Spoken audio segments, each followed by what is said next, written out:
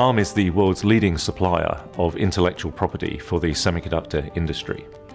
We design microprocessors, we design graphics processors, we design lots of technology that semiconductor companies use to build silicon chips.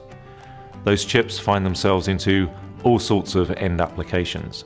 We're in mobile phones, we're in cars, we're in digital televisions.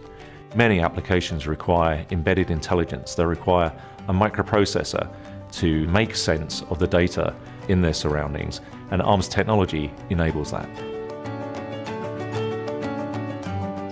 Today, it seems almost everybody has a smartphone. People are using tablets as their primary mechanism for accessing the internet. Over the last few years, we've started to see smartphones introduced into the market containing application processors which are built around version 8 of the Arm architecture. And through the deployment of that technology, we've seen the performance improve, the battery life of these devices increase, and so smartphones really have become mobile computers. By the end of 2015, over half the smartphones shipping contained version 8 architecture application processors, and that's been a big boom for our business. As more and more data is moved around the internet, then the network itself needs to evolve constantly to become more efficient, to provide greater bandwidth, to provide that data in a shorter space of time. And our processor architecture creates the opportunity for flexibility and higher performance as new modern networks are deployed. With all the data that's being generated and consumed by smartphones, that has to live somewhere. And what we've seen over the last few years is an explosion of processing capability and storage in data centers. Whether you're an individual just surfing the web to look up football scores, or whether you're a business trying to provide online capabilities to your consumers, the cloud is an incredibly vital technology.